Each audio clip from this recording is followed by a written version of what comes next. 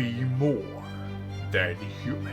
Hello and welcome to the channel. My name is Joseph Carroll. I write under the pen name J.R. Carroll.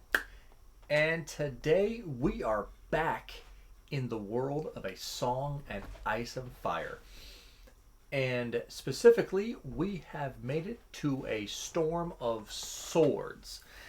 Now, I have been reading a book a month in A Song of Ice and Fire, and I have been just blown away. Hell yes. By how good these books are. And for their size, normally, if you know me, if you've watched any of my content, you know I'm not a big fan of giant books because I feel like most of them, after they get past 700 pages, start adding a lot of fluff and stuff that they don't really need. But George has really used all the pages to their fullest extent through this book.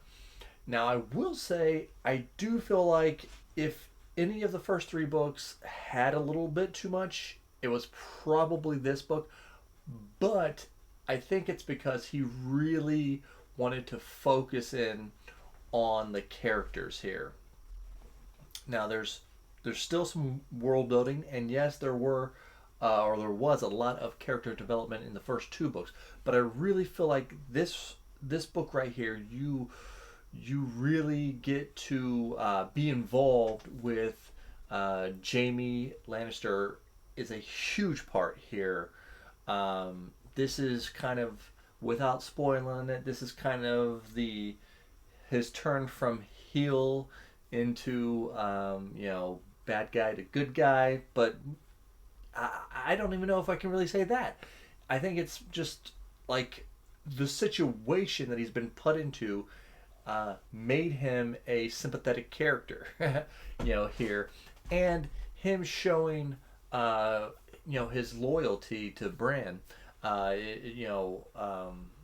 is just awesome. That part is probably my favorite here.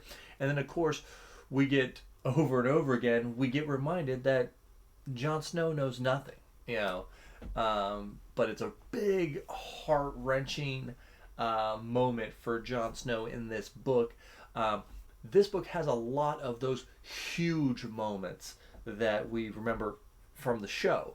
Some of the most memorable moments from the show happen in this book. But I would say that for me, this book probably had the highest highs, but also the lowest lows. Like I said, there were some times where I kind of felt like, okay, we're just kind of bouncing around here, and we did have Khaleesi had some amazing moments. Daenerys, of course, had some really cool moments here. I just feel like it was all about getting closer to the characters here, getting really personal with them too. George does a great thing of, especially, inner dialogue was probably the best it's ever been inside of A Storm of Swords. I just, multiple characters that we love die here. And again, not going to go into spoilers, and I'm not going to try to make this one too long, but what do you think? I mean, where does A Storm of Swords, because I actually have heard that A Storm of Swords is a lot of people's favorite of the entire series. Now, I believe the next one is a Feast for Crows, and I believe it's either the shortest book or almost or like right there, as short as the first one. So that makes me happy because I'm going to read that next month, and so we'll get a little bit of a step back here. And I've always found that authors who tend to write a lot of big books, when they do bring the books down, the pace picks up a lot. So I am really anxious to see what kind of pace George puts on this next book. But yeah, let me know, how did you feel about, A Storm of Swords? Where does it rank in your all-time books? Where does it rank in A Song of Ice and Fire? And remember, be more than human.